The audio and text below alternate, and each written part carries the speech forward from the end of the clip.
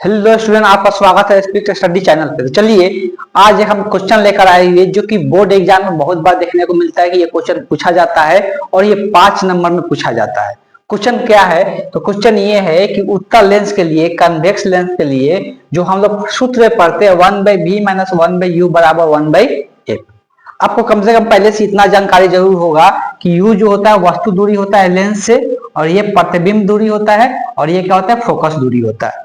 चलिए, अगर इतना आपको पता होगा कि हम लोग इसका डेरिवेशन अब कैसे करेंगे उसको हम लोग समझते हैं।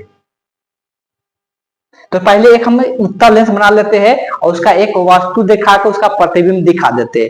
किसी भी कंडीशन को ले सकते हैं प्रतिबिंब दिखाने के लिए और उसका यूज करके इसको हम लोग डिराइव करने की कोशिश करते हैं। तो सबसे पहले हम यहाँ पे एक उत्तल लेंस बनाते हैं। इसी को हम उत्तल लेंस कहते हैं, आपको इतना पता ही होगा। इसको हम लोग यहाँ पे जो बिंदु होता है उसको हम लोग प्रकाशीय केंद्र कहते हैं। इसका 2 वक्रता केंद्र होता है। कितना होता है? 2 वक्रता केंद्र होता है। इतना भी आपको जरूर पता होगा। वक्रता केंद्र को बहुत बार इसमें लेंस में क्या किया जाता है, इसको 2f1 से दिखा दिया जाता है, उसको 2f1 इसको 2f2 से दिखा दिया जाता है। या नाम देना चाहते हो तो नाम भी दे सकते हैं। तो चलिए अब इस लाइन से जो मिलाते हैं इसको हम लोग प्रधान अक्ष कहते हैं, मुख्य अक्ष के नाम से जानते हैं। इतना बात आपको क्लियर होगा। इसको हम लोग O से दर्शाते हैं। यहाँ पे जो दिखाते हैं इसको 2f1 कहते हैं। इसके बीच के आधा दूरी को फोकस बिंदु कहते हैं, जिसको हम लोग f1 से दर्शाते हैं। यहाँ पर हम लोग 2f2 से दर्शाते हैं, और यहाँ पर बीच में जो बिंदु आएगा इसको हम लोग f2 से दर्शाते हैं। इतना बात क्लियर है। अब हम इस पर क्या करते हैं, कोई वस्तु लेते हैं। वस्तु को क्या करते हैं, हम यहाँ पे फोकस और वक्रता केंद्र के बीच में रख देते हैं। वस्तु को कहाँ रख दिए? फोकस और वक्रता केंद्र के बीच में। अब इससे देखते हैं कि इससे बनने वाला जो प्रतिबिंब होता है, आपको जरूर याद भी होगा, इससे बनने वाला प्रतिबिंब होता है कहाँ पे बनता है? 2f2 के बाद बनता है। इसका प्रतिबिंब भी दिखा सकते हैं। कैसे बनाते हैं? तो अगर इसको एक समांतर किरण लेते हैं तो आप पढ़े में कोई भी समांतर किरण अपवर्तन के बाद कहाँ से जाता है?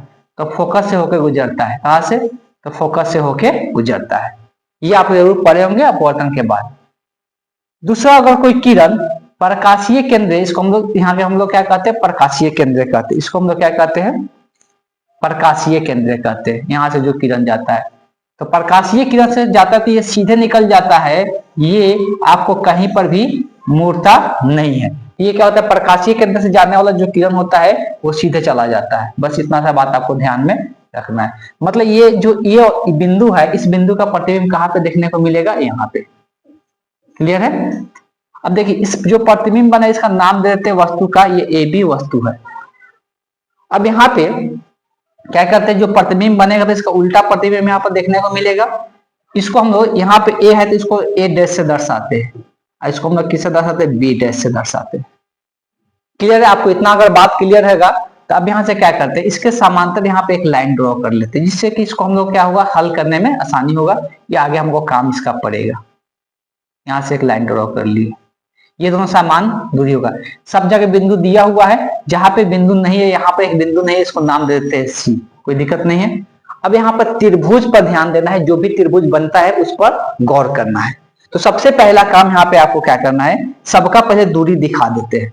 आपको पता होगा कि यहाँ से लेके लेंस तक का जो दूरी होता है, ये इसको हम लोग क्या कहते हैं? वस्तु दूरी कहते हैं। तो यहाँ से लेके यहाँ तक हम लोग किससे दिखाते हैं? U से दर्शाते हैं। मतलब OA का जो दूरी होगा कितना होगा? U होगा।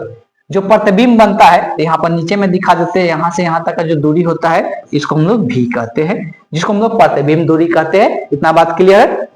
अब अगर हम लोग बात कर लेते हैं, यहाँ से केंद्र O से यहाँ तक का जो फोकस का दूरी होता है इसको हम लोग F से दर्शाते हैं। ऐसा बात क्लियर है आपको?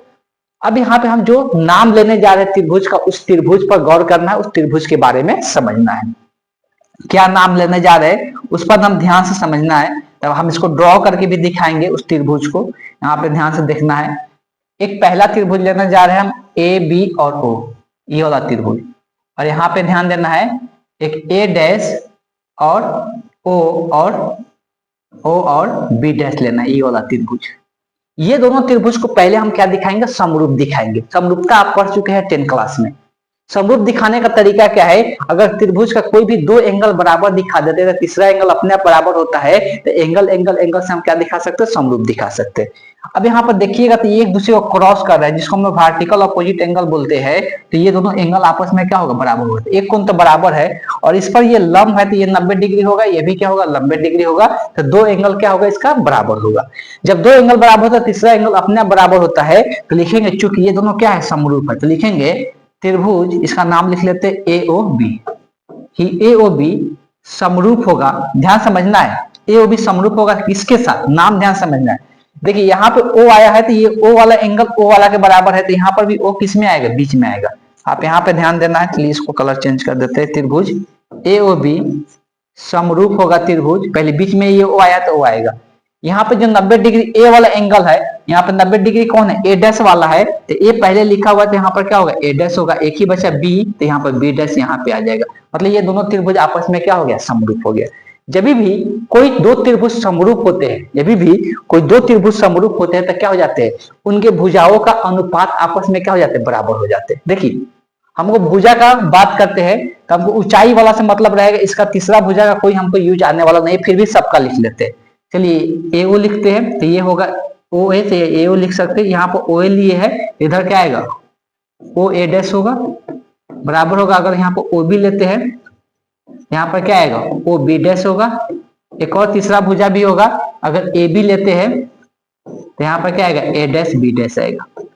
देखिए अगर हम लोग बात करते हैं ओ बी और ओ बी डैश का, इसका हम लोग को इसमें लेंथ वगैरह इसके बारे में कुछ भी नहीं दिया गया, लेकिन इसका हमको पता है कि ये क्या होता है, ये ऊंचाई होता है, और ये भी क्या होता है, ये वस्तु का ऊंचाई होता है, ये प्रतिबिंब का ऊंचाई होता है। तो हम ये दोनों को साथ में लेकर चलते हैं, तो ओ ए बटे ओ ए डैश लिखाएगा, बराबर होगा ए बी बटे ए डैश बी डैश।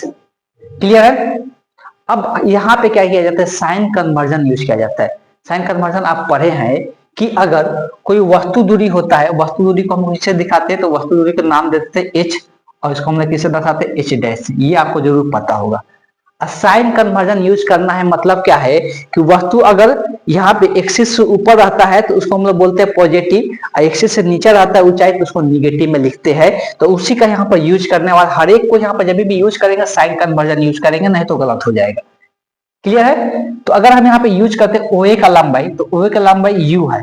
आप ध्यान समझिएगा कि हम लोग जानते हैं कि इधर ये एक्स एक्सिस माना जाता है, इसके इधर वाला को हम लोग क्या मानते हैं, निगेटिव मानते हैं, इसको उधर वाला को, जिधर से प्रकाश का किरण आता है उस साइड वाला लंबाई को निगेटिव मानते हैं, और जिस तरफ उधर देखते हैं तो उधर क्या होता है, पॉजिटिव होता है। इसका मतलब ये है कि वस्तु दूरी यहाँ पर क्या लिखाएगा, निगेटिव में लिखाएगा, और जो यहाँ पर प्रतिबिंब लिखाएगा OA डैश, वो किस में लिखाएगा, पॉजिटिव में लिखाएगा। ठीक है, चीजें आपको पता होना चाहिए। तो OA का लंबाई जो लिखाएगा -U लिखाएगा, ना कि U लिखेंगे, बट OA डैश, तो यहाँ OA डैश कितना है, V है, तो ये प्लस में लिखाएगा, इसलिए कि ये क्या है, लेंस से इस ओर है। लेंस के अगर इस ओर रहेगा, जिधर से प्रकाश आता है, प्रकाश इधर से ही जा रहा है ना, इसलिए ये निगेटिव वाला पार्ट होता है। ठीक।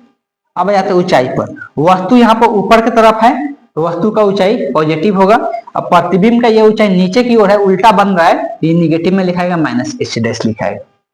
इसमें अब किसी प्रकार का कोई डाउट नहीं होना चाहिए। बस इसको इतना ही पर अभी हम छोड़ देंगे, समीकरण बना के आगे का प्रोसेस हम लोग देखते हैं क्या करना है। अब यहाँ पर एक त्रिभुज पर ध्यान देना है। कौन सा त्रिभुज पर ध्यान देना है, गौर करना है। फिर से एक ड्रॉ हम करने जा रहे हैं अलग कलर में, जिससे आपको क्लियरली समझ में आए। यहाँ पर एक ये त्रिभुज लेना है, ध्यान समझिएगा। दूसरा ये वाला त्रिभुज लेना है। ये दोनों त्रिभुज भी आपस में क्या होगा, समरूप होगा। ये दोनों त्रिभुज भी आपस में क्या होंगे, समरूप होंगे। कैसे समरूप होंगे, तो पता है कि ये अपोजिट एंगल है, शीर्षाभिमुख कोण जिसको हम लोग कहते हैं, हिंदी में इंग्लिश में अपोजिट एंगल बोलते हैं। ये दोनों कोण आपस में क्या होंगे, बराबर होंगे। और यहाँ पर ये 90 होगा, यहाँ पे ये 90 होगा, तो आपस में क्या होगा, बराबर होगा। तो ये दोनों भी क्या होगा, समरूप होगा। जब ये दोनों समरूप होंगे तो लिख सकते हैं, नाम लिखते हैं त्रिभुज, इसका नाम लिख लेते हैं OF2C। इसका नाम क्या लिखाएगा, OF2C समरूप होगा। नाम के साथ यहाँ पर ध्यान देना है। देखिए O जो है यहाँ पे 90 डिग्री है, और यहाँ पे 90 डिग्री कौन है, A डैश है, इसलिए O की जगह पर यहाँ पे क्या आएगा, A डैश आएगा। ये नाम लिखने का तरीका आपको आना चाहिए। तो A डैश हो गया। अब यहाँ पे F2 है, तो F2 यहाँ का कौन है, F2, इसका भी कौन F2, ये दोनों आपस में बराबर है, इसका भी F2 ही आएगा। तो मतलब F2 कहाँ पे आ जाएगा, बीच में आ जाएगा। उसके बाद बचा के यहाँ पर बी डैश बचा, यहाँ पर क्या आ जाएगा, बी डैश आ जाएगा। तो इसके साथ ये क्या होगा, समरूप होगा।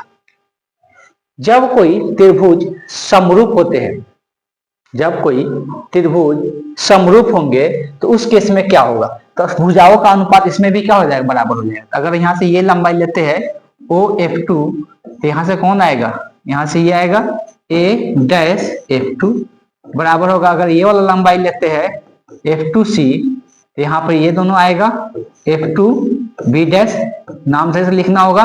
तीसरा लेते हैं OC, यहाँ पर लेते हैं ये OC के साथ क्या आएगा, तो OC के साथ आएगा A डैश B डैश, यही आएगा। देखिए फिर यहाँ पर जो समकोण के सामने वाला भुजा होगा उसका कोई यूज नहीं है, मतलब F2C का कोई यूज नहीं है, F2B डैश का कोई यूज नहीं है, मतलब इस भुजा का कोई यूज नहीं है, तो बीच वाला को हटाता है, ये दोनों आपस में क्या है, बराबर है, तो इसको लिखते हैं।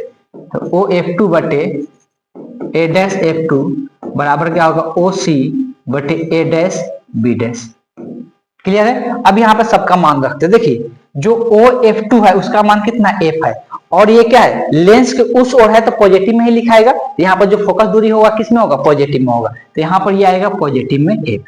यहाँ पे A डैश F2 निकालना है, ध्यान समझिएगा।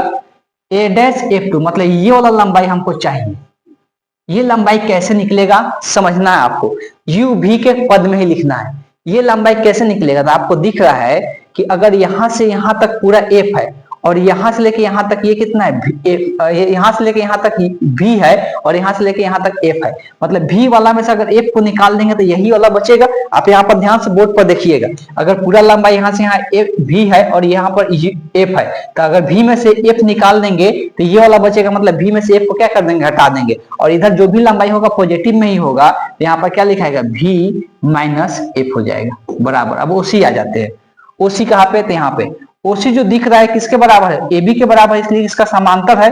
तो OC जो है AB के बराबर है, तो ये भी H है, तो ये भी कितना होगा, H ही होगा। तो इसका ऊंचाई ऊपर की ओर है तो ऊंचाई पॉजिटिव ही लिखाएगा। अभी इसको बताए A डैश B डैश, तो ये कितना माइनस में लिखाएगा, नीचे की ओर है, उल्टा है, तो ये क्या लिखाएगा, माइनस H डैश लिखाएगा। बात क्लियर हो गया।